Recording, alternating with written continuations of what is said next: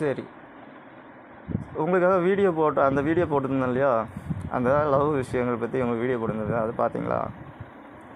பட்டு அவன் எனக்கே அனுப்பிட்டு கேள்வி கேட்கான், சார் எப்படி சார் அவங்க லவ் சொல்லணும், எப்படி பேசுவாங்க வைப்பாங்கன்னு எனக்கே கேள்வி கேட்கான். நீங்கள் இப்படி தான் சார் ப்ரப்போஸ் பண்ணணும் அப்படின்னு சொல்லிட்டு ஏன்ட்ட அந்த வீடியோ போட்டு நான் ரெடி பண்ணி கொடுத்து யூடியூப்பில் அந்த மாதிரியான ஸ்கிரிப்ட் எழுதி கொடுத்து அதுக்கு தகுந்த மாதிரி போடுங்கடா அப்படின்னு சொல்லி இது பண்ணா. அவன் எனக்கே போட்டு காமிச்சது கரெக்டு தான். அவன் செஞ்சது ரைமிங் எல்லாம் கரெக்டு. பட் அங்கே என்ன ஒரு விஷயம் அப்படின்னா, அது பெண் தான் தெரிவிக்கணும். இந்த அந்த சாப்டரில் என்ன நான் கொடுத்துருந்தேன்னா, ஆண்கள் தெரிவிக்கிற மாதிரி அதை கொடுத்துருப்பேன். ஆக்சுவலாக அது வந்து பெண்களுக்கான வீடியோ. இந்த வீடியோஸ்லாம் எப்படி ஷேர் ஆகும் அப்படின்னு சொல்லி கேட்டிங்கன்னா, இந்த வீடியோஸ் வந்து பெண்களுக்கு போய் மட்டுமே போய் சேரும். அதாவது லவ் பண்ணுறவங்க, லவ் பண்ணணும்னு நினைக்கிறவங்க, அவங்களுக்கான வீடியோஸ் மட்டும் அவங்களுக்காக தகுந்த மாதிரி போய் சேரும். இது ஆண் ப்ரப்போஸ் பண்ணது மாதிரியான வீடியோஸ். அதுமாதிரி பெண் ப்ரப்போஸ் பண்ணது மாதிரியான வீடியோஸ் ஆண்களுக்கு போய் சேரும். கேட்டிங்களா? இந்த வீடியோஸ்லையுமே பெண் ப்ரப்போஸ் பண்ணது மாதிரி ஆண் ப்ரப்போஸ் பண்ணது மாதிரி இருக்கும். நல்ல அந்த வீடியோஸ் நான் அனுப்பும்போதே நீங்கள் அதை பார்த்துப்பீங்க. அதிலே ஆண் ப்ரப்போஸ் பண்ணுற மாதிரி பெண் ப்ரப்போஸ் பண்ணுற மாதிரி இருக்கும். ஆண் வந்து நேச்சுரல் சாதாரணமாக சொல்லுவான். பட் அவள் அதுக்கு கரெக்டாக அந்த செகண்டே டப்புன்னு சொல்லுவாள். அதில் பெண் ப்ரப்போஸ் பண்ணது மாதிரி. ஸோ இப்போ நான் உங்களுக்கு அந்த வீடியோ எனக்கு எதுக்காக வந்துச்சுங்கிறது இப்போ புரியுதா உங்களுக்கு? அவள் தான் அங்கே ப்ரப்போஸ் பண்ணுறா, எங்கே வரணும், கடை பேரே சொல்லலை அப்படிங்கிற மாதிரி அவள் தான் அங்கே ப்ரப்போஸ் பண்ணுறா. புரியுதா? அந்த வீடியோ கான்செப்டை நீங்கள் 2 சைட்லேயும் பார்க்கலாம். அவன் தானே ப்ரப்போஸ் பண்ண தான் வந்துச்சு, ஆனால் அவள் ப்ரப்போஸ் பண்ணுறாள அப்படிங்கிறது உங்களுக்கு 2 கன்ஃபியூஸ்டு இருக்கும். ஆனால் ரெண்டுமே அது ஆண் பார்க்கும்போது பெண் ப்ரப்போஸ் பண்ணது மாதிரி இருக்கும், பெண் பார்க்கும்போது ஆண் ப்ரப்போஸ் பண்ணது மாதிரி இருக்கும். Both are equal and equalisations. என்விரான்மெண்டலாக இருக்கும், ஒரு ஈக்குவலாக இருக்கும். கேட்டிங்களா? மனசும் நம்ம எதிர்பார்ப்புகளும் ஒன்று போல் இருக்கிற மாதிரியான ஒரு விஷயங்கள் அதுக்குள்ளே இருக்கும். கணக்கு வழக்குகள் வந்து வாழ்க்கையில் வந்து நம்ம கவர்மெண்டல் கணக்கு வழக்குகள் மட்டும் இல்லை, என்விரான்மெண்டல் எக்கனாமிக்கல் அதில் மட்டும் இல்லை, நம்ம மன ரீதியான ஒரு எக்கனாமிக்கல் ஓடிக்கிட்டே இருக்கும். பொருளாதார ரீதியாலும் சரி, எண்ணங்கள் ரீதியாகவும் சரி, எண்ணங்களும் மனங்களும் ரீதியான ஒரு முடிவெடுப்புகளாக இருந்தாலும் சரி, ஒரு எக்கனாமிக்கல் கால்குலேஷன்ஸ்லேயே ஓடிக்கிட்டு இருக்கும். அந்த கால்குலேஷன்ஸை நம்ம கரெக்டாக வந்து இது பண்ணும்போது மட்டும்தான் அதுக்கான கரெக்டான ஆன்சர் நமக்கு கிடைக்கும். நம்ம வாழ்க்கை அப்படி தான். சரிங்களா? அப்போது இங்கே நம்ம டிலே பண்ண நமக்கு என்ன ஆகும்னா, நமக்கான கால்குலேஷன் மிஸ் ஆகிட்டே இருக்கும். நீங்கள் டிலே பண்ண உங்களோட எதிர்பார்ப்புகள் குறைஞ்சிட்டே போயிட்டே இருக்கும். அவங்களோட எதிர்பார்ப்புகள் இல்லை உங்களோட எதிர்பார்ப்புகளும் சேஞ்சஸ் ஆகும்போது எண்ணங்களும் மனங்களும் மாறி உங்களுக்கு குழப்பி அந்த நேரத்தை எந்த நேரத்தில் அந்த வேலைகளை செய்யணுமோ அந்த நேரத்தில் அந்த வேலைகளை செய்ய முடியாமலே ஆகி அந்த வேலைகளை நமக்கானதான வேலைகளாக நமக்கான விஷயங்களாக இல்லாத மாதிரியே இருக்கிற மாதிரியே ஆயிரும். சரிங்களா? அதுதான் அங்கே முக்கியமான விஷயம். நம்ம வாழ்க்கையே அப்படி தான். சில முடிவுகளை நம்ம அந்த கரெக்டான தருணங்களில் இருக்கும்போதே அதுக்கான வாய்ப்புகளை நம்ம கரெக்டாக பயன்படுத்திக்கலன்னு வச்சுக்கோங்களேன், அவங்களுக்கான வாய்ப்புகளை அது வந்து நமக்கான வாய்ப்பே இல்லாத ஒரு நிலைப்பாடுகளை கொண்டு வந்துடும். பிறகு அந்த வாய்ப்புகள் நம்ம என்ன தான் தேடி போய் கெஞ்சி பார்த்தாலும் நமக்கு கிடைக்காத மாதிரி அவங்களுக்கு கிடைக்காத மாதிரி ஆயிரும். இது உங்களுக்காக நான் சொல்கிறது, எனக்கு என்ன அதுங்கிறது எனக்கு தெரியும். ஸோ அந்த விஷயங்களை நம்ம கரெக்டாக நம்ம வந்து இது பண்ணலைன்னா, நீங்கள் அந்த விஷயங்களை கரெக்டாக செய்யலைன்னா வாழ்க்கையில் நமக்கான வாழ்க்கையும் சரி, நம்ம ஒவ்வொருத்தங்களோட திருமண வாழ்க்கைகளும் திருமணம் முடிஞ்சதுக்கு அப்புறமான வாழ்க்கைகளும் சில பிரிவுகள் உருவாகிறதுக்கான முக்கியமான விஷயங்களும் இதை தான். சிலர் வாழ்க்கைகளே இல்லாமல் போகிறதுக்கான விஷயங்களே தான். சில வாழ்க்கைகள் முடிவுக்கு வரக்கூடிய விஷயங்களும் இந்த மாதிரி தான் இருக்கும். சில வாழ்க்கைகள் முடிவு எடுத்த பிறகு அது மாற்றமே இல்லாத நிலைப்பாடு கொடுக்க இதுதான். அந்த விஷயங்களை யார் பண்ணுறோம் அப்படின்னு சொல்லி பார்த்தீங்கன்னா அவங்க தான், நீங்கள் தான். அதை புரிஞ்சுக்கிடும் போது தான் உங்களுக்கு தெரியும். அதனால தான் அந்த பெண்களை பற்றி சொன்னேன். இப்போ இருக்க ஜென்ரேஷன்ஸில் ஒரு பெண் வந்து துணிச்சலாக வந்து துணிச்சலானா எல்லா ஒர்க்கையும் கரெக்டாக பண்ணக்கூடிய ஒரு ஒரு குடும்பஸ்த பெண்ணியாக மாறக்கூடிய ஒரு விஷயங்கள். ஒரு ஆண் செய்யக்கூடிய முக்கியமான வேலைகள் ஒரு காலத்தில் எப்படி இருந்துச்சா, ஆண் தான் போவாங்க, பெண்ணை பார்ப்பாங்க, பெண்ணை பார்த்து முடிவு எடுத்து ஓகே பண்ணுவாங்க, கல்யாணத்துக்கு பர்ஃபார்மன்ஸ் வைப்பாங்க இல்லையா? அப்படியே 2K கிட்ஸு எப்படி அப்படின்னா 90s கிட்ஸோட வேலையை பார்க்க வேண்டிய விஷயங்களாக இருப்பாங்க. என்னங்கிறது புரியலையா? அந்த காலத்தில் பெண் பார்ப்பது எப்படி யார் பார்ப்பாங்க? பொண்ணு வீட்டு சைட்லேருந்து மாப்பிள்ளை வீட்டு சைட்லேருந்து பார்ப்பாங்களா? பார்த்திங்கன்னா மாப்பிள்ளை வீட்டு சைட்லேருந்து பொண்ணை பார்ப்பாங்க. பெண்ணை தேடி போவாங்க. அங்கே உங்கள் ஊரில் பொண்ணு இருக்காயா, என் பையனுக்கு தேவைப்படுது இருக்கா அப்படின்னு தேடி போவாங்க. இப்போ அப்படி கிடையாது. பெண்கள் தான் ஆண்களை தேடி வரக்கூடிய காலம். உங்கள் வீட்டில் பையன் இருக்குன்னா சரி மாப்பிள்ளை எப்படி, அது எப்போ கல்யாணம் பண்ணலாம் வைக்கலாம், இதுதான் கேட்பாங்க. பெண் வீட்டார் தான் இப்போ வந்து குமிவாங்க. ஏன் அப்படின்னு சொல்லி கேட்டால் பெண்கள் கம்மி அப்படிங்கிற ஒரு விஷயமும் அவங்க சொல்லுவாங்க. ஆக்சுவலாக சொல்லப்போனால் பெண்கள் அதிகமாக கரெக்டாக தானே ஈக்குவல் லெவலில் தான் இருக்காங்க. பட் என்னென்னா 90s கிட்ஸோட காலங்கள் 2K கிட்ஸ் பண்ண வேண்டிய காலகட்டத்துக்குள்ளே வந்துடுச்சு. குளோபல் சேஞ்சிங், ஹியூமனிட்டிக்கல் குளோபல் சேஞ்சிங், எண்ணங்கள் ரீதியாக மனங்கள் ரீதியாக இதுதான் கரெக்டான ஃபார்மேட்டேஷன் ஒன்று. இதில் என்ன ஒரு விஷயம்னா இந்த காலகட்டத்தில் அதுக்கான விஷயங்கள் உங்களுக்கு தகவல் என்னங்கிறது மக்களுக்கு யாருக்குமே தெரியாது. இந்த பதிவுகளை வந்து பெண்கள் குறிப்பாக காலேஜ் ஸ்கூல் ஸ்டூடெண்ட், அதாவது +2 ஸ்டூடெண்ட், காலேஜ் ஸ்டூடெண்ட், பிறகு ஒர்க் பண்ணுற வயசுக்கு வந்த பெண்கள், குறிப்பாக பெண்கள் கவனிங்க, ஆண்களும் இதை கவனிங்க. அதுவும் கொஞ்சம் உங்களுக்கு முக்கியமான ஒரு விஷயங்களும் இருக்கும். காலம் தவிர்த்தாமல் திருமணம் செய்வது ரொம்ப முக்கியம் ஒன்று. அதே மாதிரி பெண் வீட்டார்கள் மேக்ஸிமம் ஒரு ஆண் வந்து பெண் வீட்டார்கள் ஒரு விஷயம் நல்லா புரிஞ்சுக்கணும். என்ன புரிஞ்சுக்கணும்னா, பெண்களை ரொம்ப காலங்கள் நீங்கள் வச்சுருந்து அவங்க மூலயமா நமக்கு வருமானம் வரும், நம்ம வாழ்க்கை நேரத்திலாம் வச்சிடலாம் அப்படிங்கிற எதிர்பார்ப்புகளை கண்டிப்பாக நினைக்காதீங்க. கண்டிப்பாக அது நடக்காது. ஆக்சுவலாக இது எதுக்காக நான் சொல்கிறேன்னா, என் வாழ்க்கையில் நடந்த விஷயங்கள், கடவுளுக்கான விஷயத்துலேயே இந்த மாதிரியான ப்ராப்ளம்ஸ் இருக்குது அப்படின்னா அதை எப்படி சரி பண்ண அப்படின்னு சொல்லி கேட்டால் அதையும் சொல்கிறேன். எனக்கு 2 சிஸ்டர் இருந்தாங்க. 2 சிஸ்டரும் கல்யாணம் பண்ணி கொடுத்தேன் எங்கள் அப்பா இறந்த பிறகு. கரெக்டான ஏஜ். மூத்த சிஸ்டர் வந்து ஒரு டீச்சர் முடித்த பிறகு, டீச்சருக்கு படித்து முடித்த பிறகு அந்த படித்து முடித்த அதே கையோட கல்யாணம் பண்ணி கொடுத்தேன். டைம் டிலே பண்ணேன். அந்த இடத்துல மாப்பிள்ளைக்கு சொல்லி அனுப்புனது நான் தான். பெண் வீட்டார் தான் சொல்லி அனுப்புறது, அக்கறை எடுத்தது. மாப்பிள்ளைக்கு என்ன செய்யணுமோ, என்னென்ன எப்படி எப்படி பார்த்து செய்யணுமோ அது அவ்வளோத்தையும் நான் அவனுக்கு, என் மாப்பிள்ளைக்கு நான் செஞ்சது. ஏன்டா 10 பைசா காசு பணமே இல்லை. அவனுக்கு காசு கிடைக்கிற மாதிரியான வாய்ப்புகள் எல்லாத்தையும் நான் உருவாக்கி கொடுத்து, அவனுக்கான உழைப்பையும் ரெடி பண்ணி கொடுத்து, அவனுக்கான ஒரு லோனையும் ரெடி பண்ணி கொடுத்து, வருமானங்களையும் எனக்கு தெரிஞ்ச பெரியவங்க நிறைய பேர் இருந்தாங்க, அவங்கக்கிட்ட சொல்லி அதுக்கான வேலைகளை செய்ய சொல்லி அந்த ஒர்க்கை அவங்களுக்கு ரெடி பண்ணி கொடுத்து, அவன் என் தங்கச்சி அங்கே போனப்பறம் அவளுக்கு படிப்புக்கான ஒர்க்கு என்னென்ன உண்டோ அவ்வளோத்தையும் செஞ்சு கொடுத்து, பிறன் மூலமாக அவங்க குடும்பங்களுக்கு என்னென்ன செய்யணுமோ செஞ்சு கொடுத்து எல்லாமே முடித்தேன். ஏன்னா அவங்களுக்கு தெரிய வேண்டாம், யார் என்னங்கிறது தெரிய வேண்டாம், தெரியாமலே எல்லா விஷயம் பண்ணி கொடுப்போம் அப்படிங்கிறதுக்கு பண்ணி கொடுத்தேன். ஏன்னா என்னை வந்து சாதாரணமாக தான் பார்த்தாங்க, அவங்களுக்கு சாதாரணமாகவே தெரிஞ்சுக்கிட்டோம் அப்படின்னு சொல்லி பண்ணி கொடுத்தது. என்னோடய 2வது தங்கச்சி, அவங்க என்னோடய மூத்த தங்கச்சியோட ஃபேமிலியை வச்சு இன்னொரு வரனை தேடி, என்னோடய 2வது தங்கச்சி காலேஜ் படிச்சுக்கிட்டு இருக்கும்போது லாஸ்ட்டு ஒரு எக்ஸாம் எழுதக்கூடிய டயத்துலேயே உடனே கல்யாணம் பண்ணி கொடுத்துட்டேன். மாப்பிள்ளை வீட்டில் போய் எழுதுமோ அப்படின்ட்டு. ஏன்னா டிலே பண்ணலை. அதுக்கப்புறமும் ஒரு சில பிரச்சனைகள் வரும்போது அதை ஹேண்டில் பண்ணதுக்கான எல்லா விஷயங்களையும் நான் ரெடி பண்ணி வச்சேன்.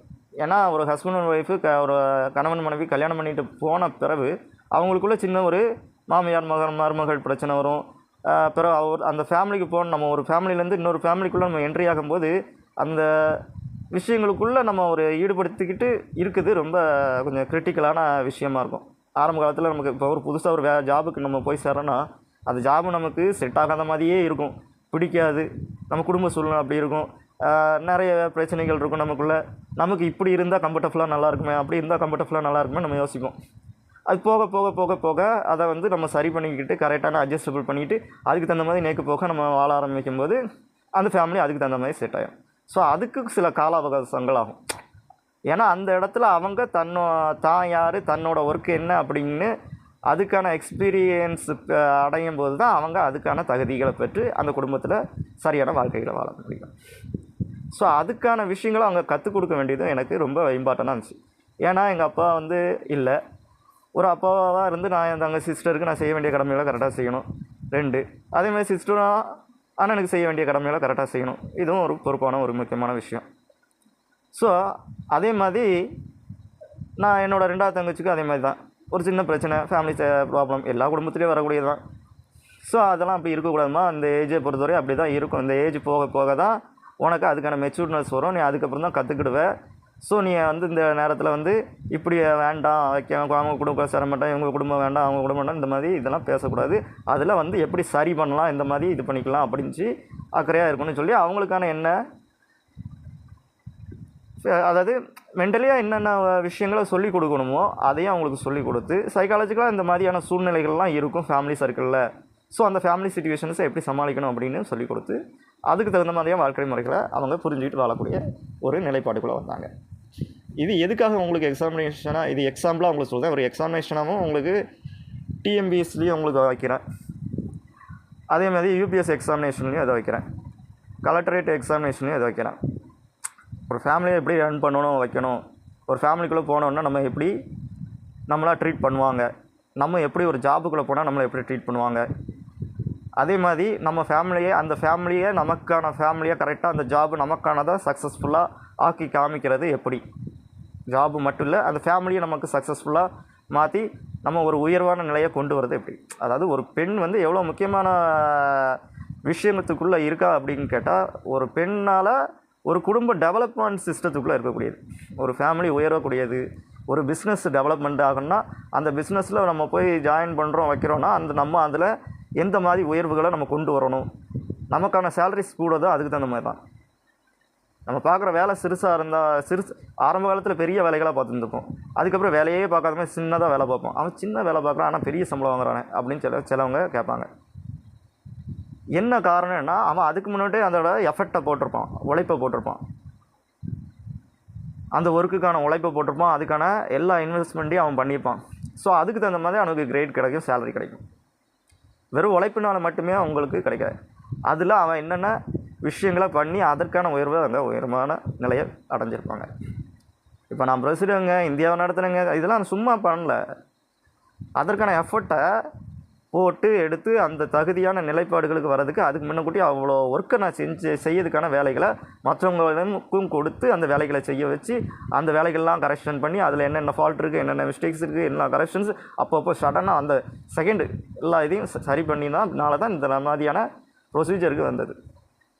சும்மா அந்த போடுறான், அந்த இதில் அவன் பேர் இருக்குது, இந்த இதில் அவன் கான்ட்ராக்ட் இருக்குது, இந்த இதில் அவன் எழுதியிருக்காங்க, இந்த இதில் அவன் சொன்ன உடனே நடக்கன்னா சும்மா அவங்க நடத்தலை. இந்த அவன் ஓனராக இருக்கான்னா சும்மா வந்து நான் ஓனராக இல்லை, ஒரு ஓனர் சும்மா வந்து வர முடியாது. அத்தனை 193 கண்ட்ரிஸ் நான் கவனிக்கிறேன்னா சும்மா நான் வரல. கொரோனா டயத்தில் அத்தனை மக்களையும் காப்பாற்றணுன்னா சும்மா காப்பாற்ற முடியாது. அங்கே என்னோடய உழைப்பை நான் செலுத்தியிருக்கேன் கேட்டியா.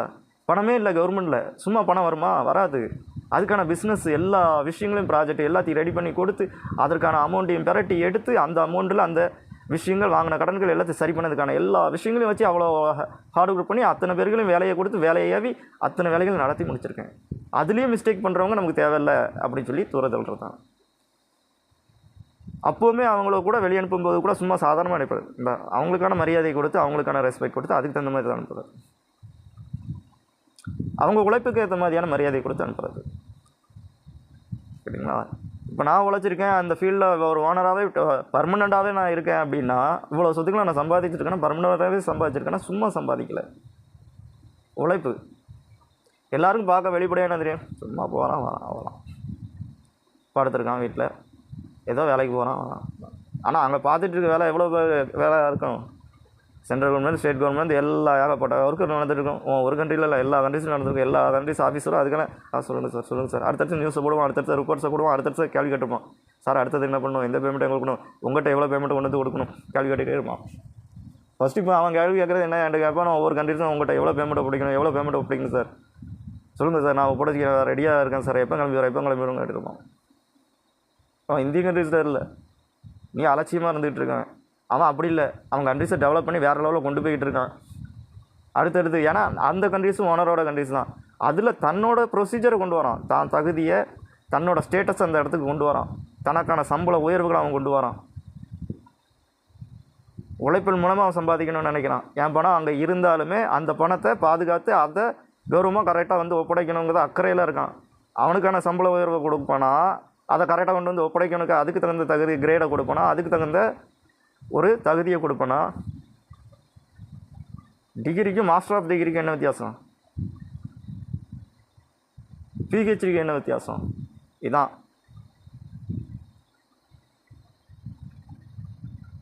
24 மணி நேரம் பார்க்க வேண்டிய வேலையை 8 மணி நேரமாக சுருக்கியிருக்கேன். அப்போ என்னோடய உழைப்பு எவ்வளோ பெருசாக இருக்கும்? 8 மணி நேரம் பார்க்க வேண்டிய வேலையை 4 மணி நேரமாக சுருக்கியிருக்கேன். 4 மணி நேரம் பார்க்க வேண்டிய வேலையை 2 மணி நேரமாக சுருக்கியிருக்கேன். 2 மணி நேரம் பார்க்க வேண்டிய வேலையை 20 நிமிஷத்தில் முடிச்சிருக்கேன். எப்படி முடிக்கணும்னு தெரியுதா? இப்போ நான் சொல்லிகிட்டு இருக்கேன்ல, பேசிக்கிட்டு இருக்கேன்ல, இந்த ஒர்க்கு உலகம் ஃபுல்லாக போகும். அது மட்டும் கிடையாது. இதில் என்னென்ன ஒர்க்கெல்லாம் நடக்கும் தெரியுமா?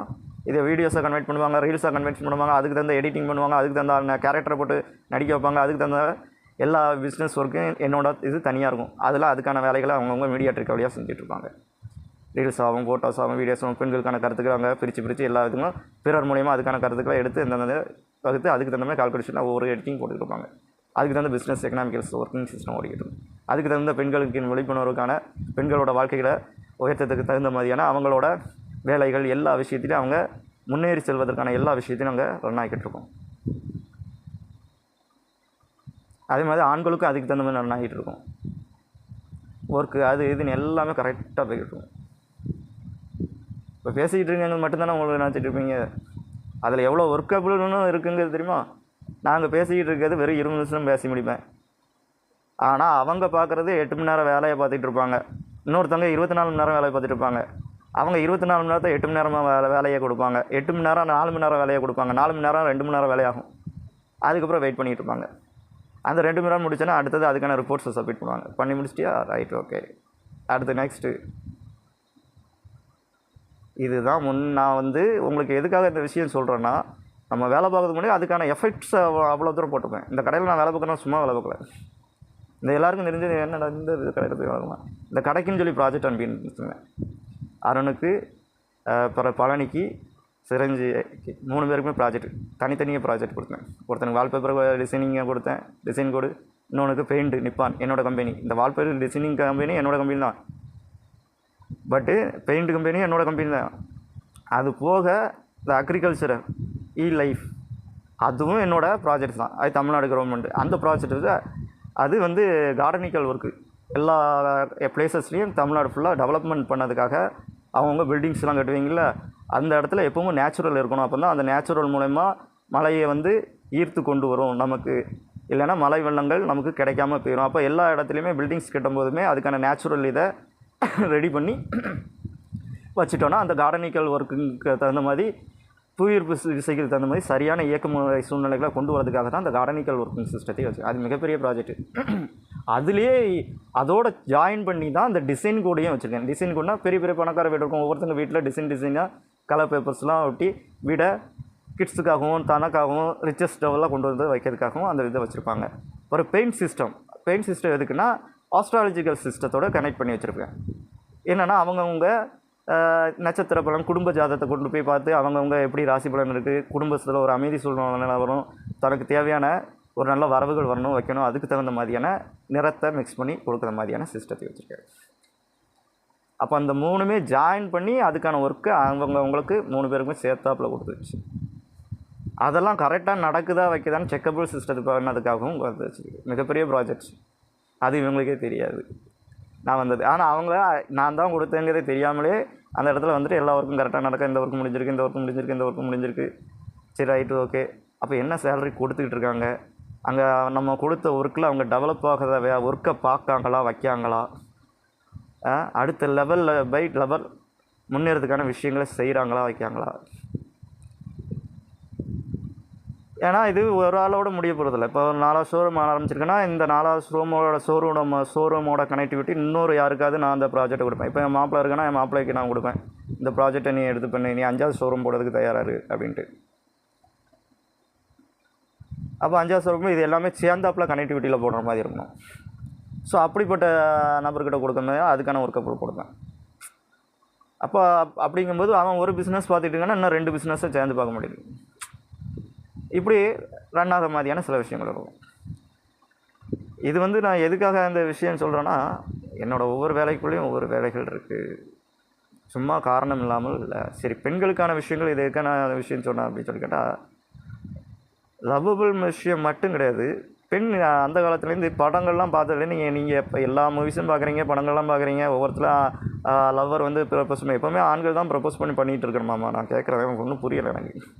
நீங்கள் என்றைக்கு தான் பெண் வந்து ஒரு திறமைசாலியாக படிச்சிருக்கேன், நான் படித்தவா, நான் பெரிய ஆள், நான் நல்லா சம்பளம் வாங்குறேன், நான் பெரிய எந்த இதில் இருக்கேன், நான் பெரிய திறமைசாலி, நான் பெரிய கோடீஸ்வரி, நான் பெரிய லெவலில் இருக்கேன்.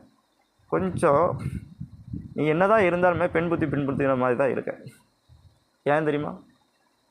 ஒரு ஆண் பண்ண வேலையை நான் பண்ணுவேன் வைப்பேன்னு பேசுகிறீங்க. ஒரு ஆண் ப்ரப்போஸ் பண்ண அதே மாதிரி ஒரு பெண்ணால் ஏன் ப்ரப்போஸ் பண்ண முடியல?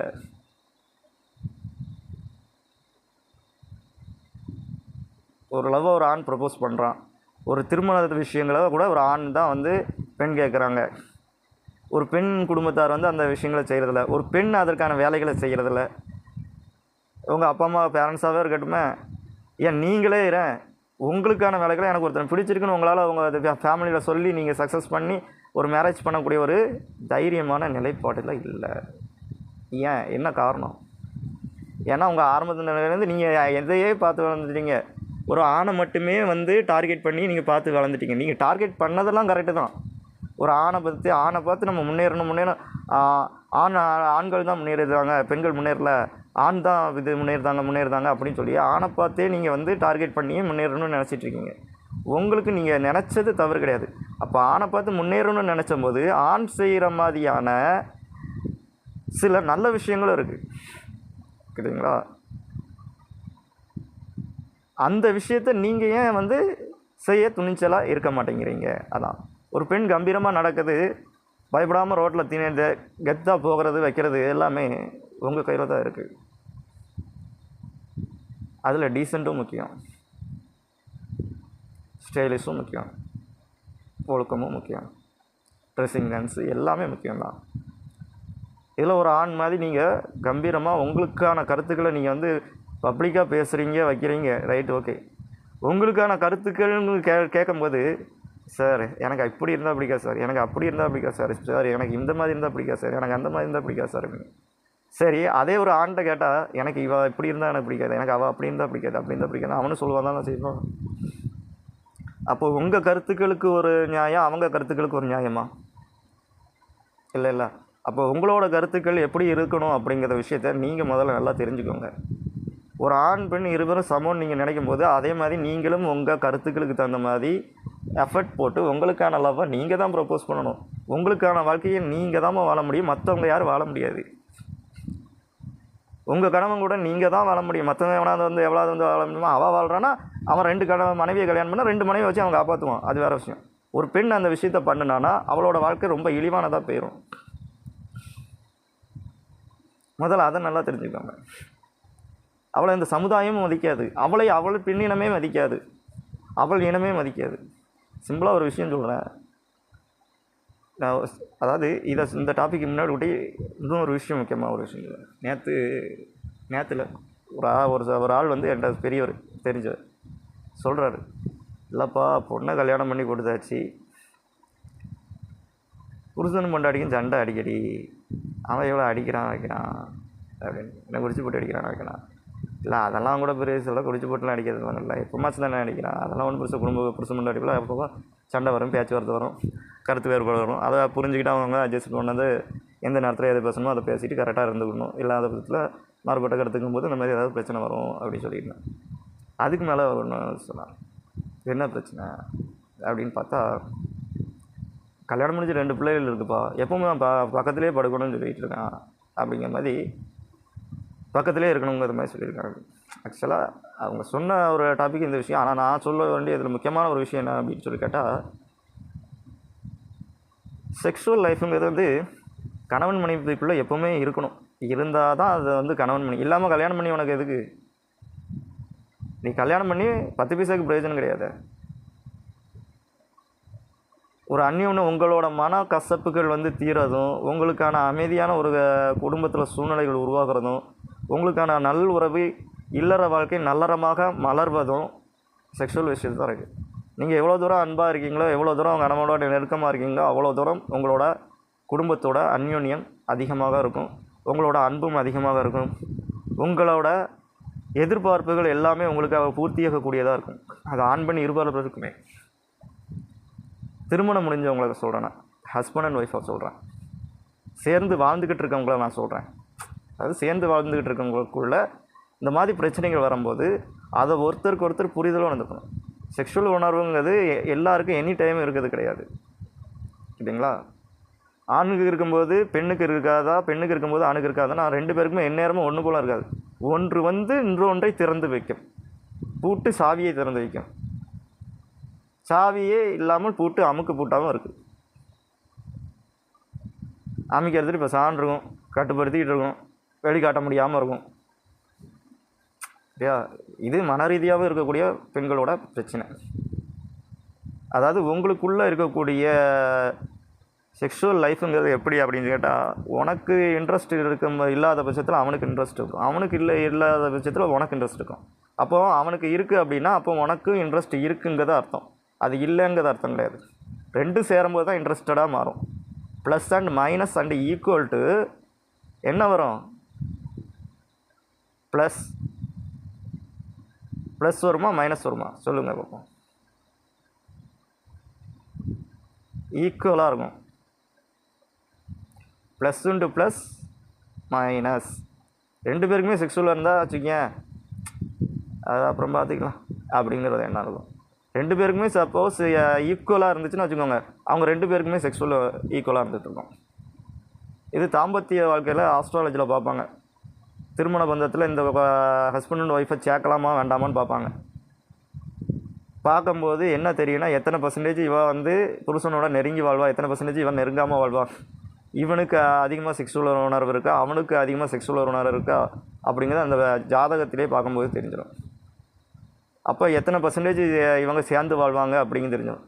சில ஜாதகங்கள் ஏன் சேராது வைக்காதுன்னா அவங்களுக்கு அந்த செக்ஸுவல் உணர்வு அதிகமாக இல்லை, அதாவது இன்பமான வாழ்க்கை அவங்களுக்கு இல்லை, இன்பத்துப்பால் இல்லை, அறத்துப்பால் பொறுப்பால் சொல்ல முடியாது, அந்த இன்பத்துப்பால். அந்த காலத்தில் அது காமத்துப்பால்னு சொல்லிட்டு இருந்தாங்க. சரி, அது பார்க்கறதுக்கு உங்களுக்கு காமத்துப்பாலுங்கிறது கொச்சையான வார்த்தையாக தெரியுதுங்கிறதுனால இன்பத்துப்பாலாக மாற்றி வச்சாங்க. 2 வரி குரல் தான், 2 பேர் வாழ்க்கைகள் தான், ஆண் பெண் இருபாலர் வாழ்க்கைகள் தான். அந்த வாழ்க்கைகளுக்குள்ளே இன்பத்துப்பாலுங்கிற ஒரு விஷயம் இருக்குது, திருக்குறள்லேயே இருக்குது. அது உறவுகளுக்குள்ளேயே இருக்குது, ஹஸ்பண்ட் ஒய்ஃபுக்குள்ளேயும் இருக்குது. புரியுதா? இதை தான் சிவகார்த்தியின் படத்தில் ஒரு படத்தில் கொடுத்தேன். பொண்ணு தேடும்போது திருக்குறள் சொல்லுங்க, ஒரு 10 திருக்குறளாக மாப்பிள்ளை சொல்லணும் அப்படின்ட்டு. உடனே அந்த இடத்துல அங்கே எப்படி ஃப்ளாஷ் ஆகும்னு பார்த்தீங்கன்னா, அனுஷ்கா மத்வானி எடுத்து காமிப்பா பேக்கில் திருக்குறளை. நீங்கள் சொல்லாட்டும் இதை பார்த்தாத காப்பி அடித்தா சொல்லிடுங்க அப்படின்ட்டு. That is a life of equal. இதுதான் ஒரு கணவன் மனைவிக்குள்ளே இருக்கக்கூடிய சரியான உறவுகளை அமைச்சிக்கிட்டும் உங்களுக்கு இருக்கக்கூடிய சில சிக்கல்களை நீங்களே நிவர்த்தி பண்ணிக்கிடக்கூடிய விஷயம், சரிங்களா? அதிகமாக செக்ஸுவல் உணர்வில் இருக்கவங்க, அதிகமான செக்ஸுவல் உணர்வில் இருக்கக்கூடிய பெண்களை கல்யாணம் பண்ணும்போது அவங்களுக்கான சரியான பார்ட்னர் கிடைக்கும். லவ் அந்த மாதிரி அப்படி இருந்தாலுமே சிலவங்களுக்கு அதுக்கான விஷயத்தில் இன்ட்ரெஸ்ட் இல்லாத இருக்கிறவங்க வந்து எப்படி ஆகும்னா அவங்களுக்கான இது வந்து குறையும், அன்புகள் எல்லா விஷயமே குறையும். லவ்னால குறையும்னு சொல்ல முடியாது, லவ்னால அதிகமாக தான் ஆகும். ஏன்னா அவங்க ஆரம்பத்துலேயே அவங்களுக்கு பிடிச்சி போகிறதே என்ன ஹார்மோனிக்கல் விஷயங்களாக தான் அவங்களுக்கு பிடிக்கும், மன ரீதியாகவும், சும்மா பிடிக்கிறதில்ல. அது மட்டுமே நம்ம அரேஞ்ச் மேரேஜுக்கு என்ன ஒரு வித்தியாசம் அப்படின்னா, அரேஞ்ச் மேரேஜ்லேயுமே அந்த மாதிரி பிடித்தமான ஒரு விஷயத்தை கொண்டு வர்றது தான் அந்த ஜாதகத்தில் இருக்கக்கூடிய ஆண் பெண் எத்தனை பர்சன்டேஜ் செக்ஸுவல் உணர்வு இருப்பா, ஆண் எத்தனை பர்சன்டேஜ் செக்ஸுவல் உணர்வு இருப்பாங்க அப்படின்னு சொல்லி ஜாதகத்துலேயே உண்டு. ஜாதக கணிப்பில் சொல்லுவாங்க. ரச்சு பொருத்தம் இருக்கான்னு கேட்பாங்க. ரச்சு பொருத்தம்னா என்னது? தாலியை எதுக்கு கட்டுறான்? மனசு நெஞ்சுக்கு நேரம் ஏன் தாலி இருக்குது? மனசும் உள் உணர்வுகள், ஹார்மோனிக்கல் செக்ஸுவல் உணர்வுகள், எல்லா உணர்வுகளும் கிடையா. பெண்களுக்கு பால் எப்போ சுரக்கும் தெரியுமா? தெரியாதா? ஆண் பெண் 2 பேரும் சேர்ந்த பிறகு தான் பால் சுரக்கும். எப்படி பால் சுரக்கும்? குழந்தை பிறந்த பிறகு பிள்ளைக்கு பால் கொடுக்குற மாதிரி சுரக்கும். எதுக்காக அந்த தாலி ஹிருதயத்து பக்கத்தில் இருக்குது, பெண்ணின் மார்பகத்து பக்கத்தில் எதுக்காக இருக்குது தெரியுமா? அதான் இன்பம், பெண்ணோட சந்தோஷம், ஆணோட சந்தோஷம், பெண்ணோட அன்பு, ஆணோட அன்பு. This is a love. அது ஏன் கோல்டில் போடுறாங்கன்னு தெரியுமா? தாலி மஞ்சள் கயிற்றுலையும் கோல்ட்லேயும் எதுக்கு போடுறாங்க தெரியுமா? மஞ்சள் எதுக்காக நம்ம வந்து காயங்களுக்கு போடுறோம்? திடீர்னு கையில் அடிபட்டு வெட்டிட்டு மஞ்சள் பொடி எதுக்கு கையில் தட்டுறோம் தெரியுமா? என்ன, எந்த ஆன்டிபயாட்டிக்கும் ஆயிடக்கூடாது, எந்த நோய் தொற்றுகளும் வந்துடக்கூடாது. எதுக்கு மஞ்சளில் தாலி கட்டி போட்டிருந்தாங்க தெரியுமா? குடும்ப உறவுலையும் பெண்ணோட மனதிலையும் எந்த மாதிரியான கெட்ட எண்ணங்களும் கெட்ட நோய்களும் வந்துடக்கூடாது. எந்த அன்புலையும் எந்த கெட்ட எண்ணமும் வந்துடக்கூடாது. கோல்டு அதுக்கப்புறம் எதுக்காக போடுறாங்க தெரியுமா? கோல்டு ஒரு எலக்ட்ரிசிட்டி. சேட்டலைட்டில் பார்த்தீங்கன்னா வச்சுக்கோ, கோல்டு பேப்பரில் கவர் பண்ணி சேட்டலைட்டை விட சொல்லியிருப்பேன். எலக்ட்ரிசிட்டிக்கல் கனெக்டிவிட்டிஸ். அதாவது காஸ்ட்லி மொபைல், ஐஃபோனு இந்த மாதிரி பெரிய பெரிய காஸ்ட்லி மொபைலில் பார்த்தீங்கன்னா அதில் போர்டில் கொடுத்துருக்கக்கூடிய இது பித்தளை மாதிரி உங்களுக்கு தெரியும். டிசிஷன் அதோட வேல்யூ வந்து வேறு, அது கோல்டில் செய்யக்கூடியது. அதனால தான் அந்த ஃபோனோட ரேட்டெல்லாம் காஸ்ட்லி. அந்த போர்டை வந்து எடுத்து அந்த இதெல்லாம் நீக்கி அந்த கோல்டை மட்டும் பிரித்து எடுத்தால் தனியாக அது கோல்டுங்கிறது உங்களுக்கு தெரியும். அதுக்கான வீடியோஸும் உங்களுக்கு இதில் கொடுத்துருக்கேன்.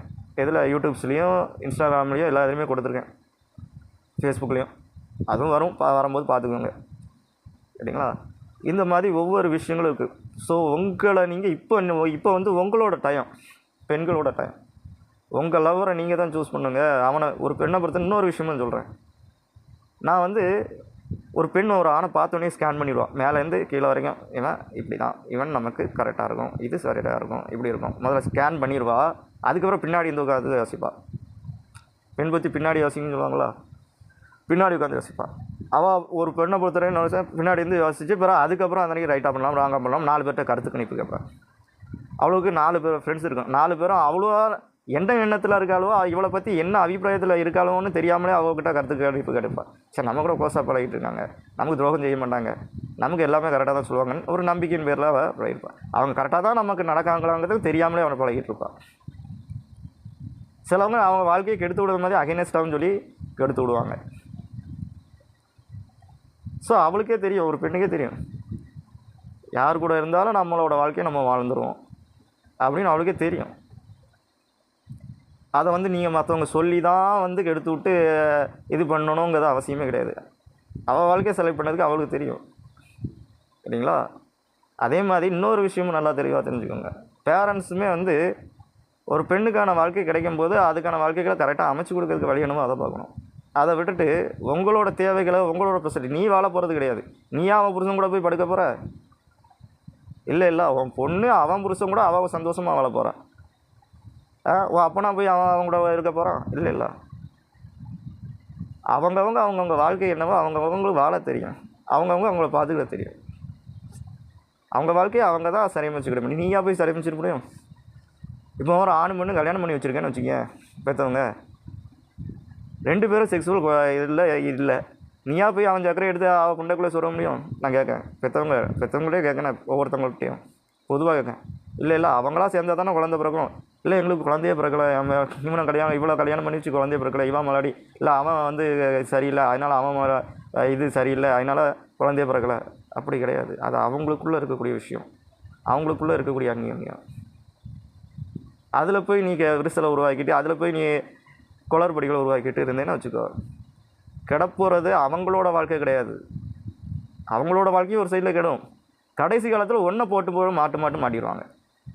புரியலையா? நீ செத்தாலும் நரகம்தான். ஏன்னா செய்ய வேண்டிய கடமைகளை இன்றைக்கி எடுத்து விட்டுருவேல, அந்த கர்மாக்கள் போய் ஒன்று உட்காந்துக்கிடுங்களா? அதுக்கான தண்டனை உனக்கான விஷயத்தில் கிடைக்குங்களா? அதை யாரையும் மாற்ற முடியாதுல்ல, சொல்லு. அது பாவகர்மாக்குள்ளே அடங்கிடுங்களா? ஸோ இந்த மாதிரி தான் ஒவ்வொரு விஷயமும். அது மாதிரி இப்போ நான் இன்னொரு விஷயம், பெண் ஒரு ஆணை பார்த்தோன்னே ஸ்கேன் பண்ணிடுவான்னு சொன்னேன் இல்லையா? இன்னொரு விஷயம் நல்லா கேளுங்க. நான் நிறைய ரோபோட்டிக்கலை வந்து சைனா, ஜப்பான் எல்லா இடத்துலையும், அமெரிக்கா இருந்தால் எல்லா இடத்துலையும் இருக்கேன். உங்களுக்கு இது டவுட்டாக இருந்துச்சுன்னா கூகுளில் போய் சோபியா, சோபியா ரோபோட்டுன்னு அடிங்க. அப்படி ஒரு ரோபோட் இருக்கான்னு சொல்லி பாருங்கள். பார்த்தீங்கன்னா தெரியும், என்னடா பெண்கள் ரோபோட்டாகவே செஞ்சுருக்கானே, என்ன காரணம்? எல்லாமே பெண்கள் ரோபோட்டாகவே இருக்க, என்ன காரணம் அப்படின்னு சொல்லி பார்த்தா சீனா, ஜப்பான் எல்லாத்துலேயும் வந்து பெண்கள் ரோபோட்டாக இருக்குது. பெண்களோட ஃபேஸ்லேயே செஞ்சுருக்காங்களா, என்ன காரணம் அப்படின்னு ஒரு கேள்வி உங்களுக்குள்ளே இருக்கும், கொஸ்டின்ஸ் மார்க் இருக்கும். என்ன காரணம்னா அதிகமாக. பெண்கள் ஒரு ஆணை பார்த்தோடனே கவர்ந்து இழுத்துருவாங்க, ஸ்கேன் பண்ணிடுவாங்க. ஈர்ப்புத்தன்மை அதிகம் பெண்களுக்கு. த மேக்னெட்டிக்கல் ஈர்ப்புத்தன்மை. இப்போ ஆண் காந்தமாக இருக்கான்னா, ஆண் இப்படி ஒரு பொண்ணை பார்க்குறான்னா, பெண் ஒரு மேக்னெட்டிக் மாதிரி காந்தம் வந்து ஒரு இரும்பை வந்து இரும்பு தானாக வந்து ஒட்டிக்கணும் இல்லையா? காந்தம் வெயிட்டை பொறுத்து. காந்தம் சிறுசாக இருந்தாலும் இரும்பு பெருசாக இருந்தாலும் பக்கத்தில் வச்சோன்னா டப்புக்குன்னு ஒட்டிக்கிறோம் இல்லையா? இதே மாதிரி தான் ஆண் பெண். அவங்களுக்குள்ளே இருக்கக்கூடிய அளவோட லவ் எந்த அளவுக்கு இருக்கோ அந்த அளவுக்கு அவங்க மனசோட ஈர்ப்பு எல்லாமே சொல்லப்போனால் இந்த பிரபஞ்சத்தோட விஷயங்கள். அது படத்துலலாம் நாங்கள் அமைச்சது உங்களுக்கு எப்படி கொடுத்துருப்போன்னா, ஆண்கள் லவ் பண்ணுற மாதிரியே தான் நிறைய படங்கள் கொடுத்துருப்பேன். ஆனால் உண்மையோட அர்த்தம் என்னென்னா, அந்த இடத்துல பெண்கள் தான் நேசிக்கப்படுகிறார்கள். நீங்கள் தான் லவ் பெர்ஃபார்மன்ஸ் பண்ணுறீங்க. நீங்கள் அந்த ஆண்கள் இடத்துலேருந்து கேரக்டராக வாழ வேண்டிய விஷயங்கள். அதுதான் அங்கே நான் உங்களுக்கு கொடுத்துருக்க சாப்டர். இந்த சொசைட்டிக்கல் நாலேஜ், இந்த சமுதாய வழிபாடு சீர்திருத்தம். The United States of Nations, the economical public societies running processing, அதாவது சமுதாய ஒழுக்க முறைகளை சீர்திருத்தி நிலைநிறுத்தி வழிநடத்தி கொண்டு செல்வது தான் the political system of political science. அன்றைய காலகட்டத்தில் இருக்கக்கூடிய மக்களின் நிலைப்பாடுகள், மனநிலைப்பாடுகள், அவங்களோட ஆரோக்கியங்கள், ஹெல்த் ஆர்கனைசேஷன் எல்லா விஷயமும் உள்ளடக்கி அதற்கான விஷயங்களை ஃபுல்லாக தெளிவுபடுத்தி மக்களுக்கான சமுதாயம் நேர்வழி, நல்வழி, ஒழுக்க வழி, கேட்டிங்களா, குடும்ப ஒழுக்க வழி, ஒழுக்கமான நேர்மையான வாழ்க்கை முறைகள், லவ் பண்ணாலுமே அரேஞ்ச்டு மேரேஜ் பண்ணி பேரண்ட்ஸின் சம்மதங்கள் வாங்கி ஒழுக்கமான முறையில் கல்யாணம் செய்யும் வழிமுறைகளுக்கும் பெண் குழந்தைகளுக்கும் ஆண் குழந்தைகளுக்கும் வழிவகுத்து கொடுக்க வேண்டிய விஷயம் ஒரு சரியான அரசியல் நிர்வாகிகளிடம் இருக்கணும். அதாவது சர்வதேச அரசாங்கத்தின் முறைகள் அந்த மாதிரியாக இருக்கணும். சொசைட்டியை சரிவர அமைச்சு வைக்கிறது, கண்ட்ரியை டெவலப் பண்ணுறது. கண்ட்ரி டெவலப்மெண்ட்னா பில்டிங்ஸு எல்லாமே டெவலப் பண்ணது மட்டும் இல்லை, மக்களின் மனங்களையும் சரிவர நல்வழிப்படுத்தி அதுக்கான சரியான நல்பாதைகளை கொண்டு போகிறது. அதுவும் ஆன்மீக அரசியல்னு சொன்னால ஆன்மீகம் சார்ந்து, அதாவது கலை நுணுக்கங்களோடு பழமை மாறாது சமுதாயத்தில் புதுமை வந்தாலும் பழமைகளுக்குள்ளேயே இருக்கக்கூடிய புதுமைகளும் இருக்குது. பழமைக்குள்ளேயே என்ன புதுமைகள் இருக்குது? என்ன தான் வந்தாலும் வழிபாடுகள், மக்களின் இறை நம்பிக்கைகள், மக்கள்கிட்ட இருக்கக்கூடிய பொதுவான கட்டுப்பாடான ஒழுக்க முறைகள், அந்த மாதிரியான குட்னஸ் ஃபுல்லாத்தையும் அந்த நியூ டெக்னாலஜிக்கல் ரீதியாக ப்ரொடெக்ட் பண்ணி வச்சுருக்கேன். உங்கள்கிட்ட இருக்கக்கூடிய நல்ல விஷயங்கள், நீங்கள் செய்யக்கூடிய நல்ல குட்னஸ் எல்லாத்தையும் கலெக்ட் பண்ணி அவ்வளோ குட்னஸையும் டெக்னாலஜிக்கல் வழியாக உங்களுக்கு வீடியோஸ், ரீல்ஸ் எல்லா இதுலேயும் நீங்கள் ஒவ்வொரு வாட்டி பார்க்கும்போது இந்த சொசைட்டியில் உங்களுக்கான ஒழுக்க முறையான ஹெல்த்தியான ஆரோக்கியமான டெவலப்டு சிஸ்டத்துக்குள்ளே வச்சுருக்கேன். உங்களோட வாழ்க்கை தராதரத்தை உயர்த்தும் அளவுக்கு, உங்களோட பண வரவுகளை உயர்த்தும் அளவுக்கு, உங்கள் வேலைவாய்ப்புகளை உயர்த்தும் அளவுக்கு, உங்களோட தேவைகளை பூர்த்தி செய்யும் அளவுக்கு, நீங்கள் இந்த சமுதாயத்தில் இந்த சொசைட்டியில் தன்னம்பிக்கையோடும் தைரியத்தோடும் வாழும் அளவுக்கான எல்லா விஷயத்தையும் வச்சுருக்கேன். இந்த சொசைட்டி நாலேஜ் அண்ட் டெக்னாலஜிக்கல் லெவல்லையும் வச்சுருக்கேன். இந்த பொலிட்டிக்கல் சிஸ்டம்ஸ்லேயும் வச்சுருக்கேன். பொலிட்டிக்கல் அறிவியலாகவும் வச்சுருக்கேன். அதுக்கான பாடத்தையும் உங்களுக்காக மக்களுக்கு தெரியாத மாதிரியும் எடுத்துக்கொண்டு இருக்கேன். போதுமா? கடவுளாகவும் இருக்கேன், பிரசிடெண்ட்டாகவும் இருக்கேன். இன்டர்நேஷ்னல் பிரசிடெண்ட்டும் நான் தான், இந்தியன் கண்ட்ரிஸோட பிரசிடெண்ட்டும் நான் தான், இனி பிரதமரும் நான் தான், ஃபைனான்ஷியல் மினிஸ்டரும் நான் தான், தமிழ்நாட்டின் சிஎம்மும் நான் தான். போதுமா? ஓகே. 4 பேர் வேலையும் பார்க்க, அது போக பிறருக்கு ஆனால் வேலைகளையும் நான் கொடுக்க போகிறேன். அவ்வளோதான் விஷயம். அதுக்கான ட்ரைனிங்ஸும் கொடுத்துட்ருக்கேன். உங்கள் இந்திய கண்ட்ரி எக்ஸிக்யூட்டிவ் நான் தான், ஜட்ஜஸும் சுப்ரீம் கோர்ட் ஜட்ஜும் நான் தான், இன்டர்நேஷ்னல் ஜட்ஜும் நான் தான். இதே தான் மற்ற கண்ட்ரிஸ்லேயும். அவங்கவுங்களுக்கு தெரியாதோ அவங்கவுங்க கேட்டு தெரிஞ்சு நடந்துக்குவாங்க. உங்கள் கண்ட்ரீஸில் இவங்கெல்லாம் வேலையை விட்டு நின்னாச்சு, அந்த வேலையை நான் சேர்த்து பார்க்க போகிறேன். இப்போ என்ன ஒரு விஷயம்னா, நீங்கள் அதுக்கான காரு எல்லாத்தையும் அனுப்பி விடுங்க. அந்தந்த ஒர்க்குக்கு எப்பப்போ வரணுமோ வந்து அந்த ஒர்க்கை முடிச்சு கொடுத்துட்டு போய்கிட்டே இருப்பேன். அடுத்தடுத்த ஒர்க்குக்கு வேலை பார்க்கறதுக்கு போயிட்டே இருப்பேன்.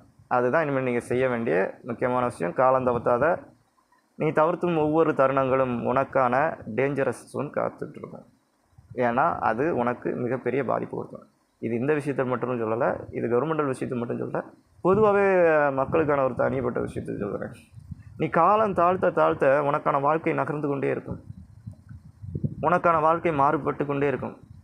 மாறுபட உன்னோட வாழ்க்கைகள் நீ உன்னோட தேவைகளை பூர்த்தி பண்ணக்கூடிய வாழ்க்கைகளை இல்லாது கூட போயிடும். மக்களுக்கு சொல்கிறேன். அப்படி இல்லாமல், அதாவது நீ ஒரு பொண்ணு வந்து ஒரு ஆணை எதிர்பார்க்குறான்னா, அவனுக்கான ஒரு பொண்ணு வந்து ஒரு ஆண்கிட்ட ப்ரொபோசன்ஸ் பண்ணணும்னு நினைக்கிறான்னா டக்குன்னு பண்ணிடு. லேட் பண்ண அதுவே பழகிடும். இதை ஒரு படத்தில் சசிகுமார் படத்தில் டைலாக்காகவே சொல்லியிருப்பேன். கோவங்களாக இருந்தால் ஆத்திரங்களாக இருந்தால் 5 நிமிஷம் கழித்து பேசிடுங்க, அது தீந்துடும். ரொம்ப காலம் தாழ்த்துனீங்கன்னா அதுவே பழகிடும். அதுவே பழகிட்டா வாழ்க்கையில் நமக்கானவங்க நம்மளை விட்டு போயிடுவாங்க. நமக்கான தேவைகளும் பூர்த்தி பண்ணாமலே ஆயிரும்.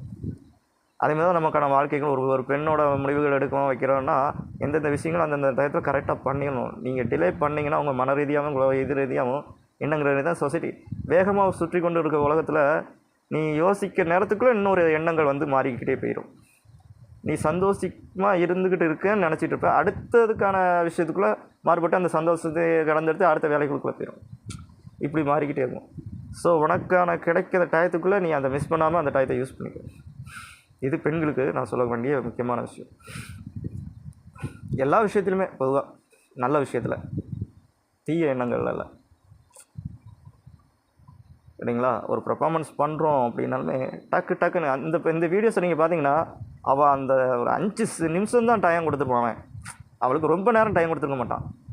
அவள்கிட்ட ஆன்சர் பண்ணிவிட்டு வெளியே வந்திருப்பான். வெளியே வந்துட்டு ஒரு 5 நிமிஷம் அப்படி என்ன வரல டக்குன்னு போவான்.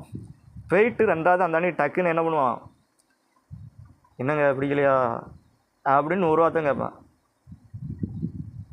எல்லா ஃபோனையும் பார்த்துங்க, இதில் எந்த ஃபோன் உங்களுக்கு பிடிச்சிருக்கு அதை சொல்லலையே நீங்கள். ஓ, எல்லா கடை, இங்கே கடை நிறைய கடை இருக்குது, எந்த கடைன்னு கடை பேரை சொல்லலையே நீங்கள் அப்படின்பா பாரு. டக்குன்னு ஒரு ஷாக்காகும். எப்படி அந்த செகண்ட்லேயே அந்த பாயிண்ட் டு பாயிண்ட் அவனுக்கு ஆன்சரை கொடுக்குறான். எவ்வளோ அந்த 2 செகண்ட் கூட ஆகாது, அந்த செகண்ட்லேயே அவள் அதுக்கான சக்ஸஸ்ஃபுல் பண்ணிடுறான். இங்கே முடிவெடுப்பது வைக்கிறது எல்லாமே உன்னோட வாழ்க்கைகள் கரெக்டான தருணங்களை அமையிறது எல்லாமே உன்னோட அந்த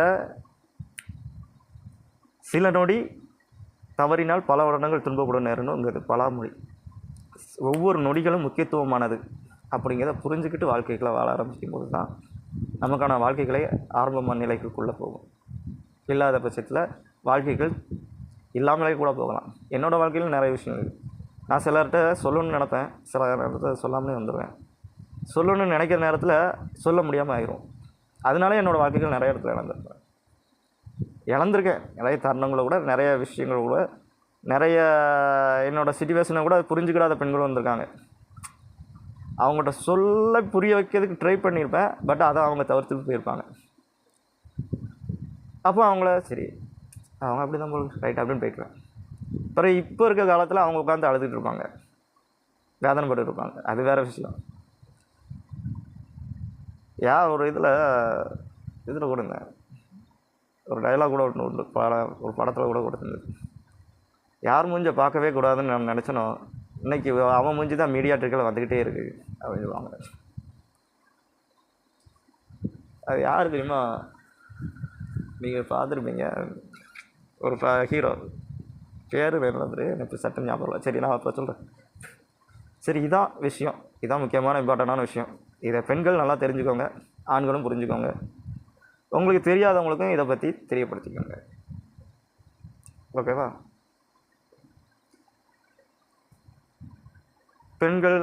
பெண்களுக்கு ஒன்று தான் சொல்லலாம், கண்ணியம் முக்கியம், ஒழுக்கம் முக்கியம். ஒரு ஆணை எத்தனை பேர் வேணாலும் கல்யாணம் பண்ணி வாழலாம், கொடுத்து நடத்தலாம், தப்பு இல்லை. வச்சு நடத்தணும், அதுதான் முக்கியம். அதே ஒரு பெண் ஒருத்தனை தான் கல்யாணம் பண்ணணும், அந்த ஒருத்தனை தான் விரும்பணும், அந்த ஒருத்தனையும் உன்னோட இந்த திறமைகளை இந்த மாதிரி விஷயங்களை தெரிஞ்சுக்கிட்டு புத்திசாலித்தனமாக நடந்தது. ஏன்னா காலம் பொன் போன்றது.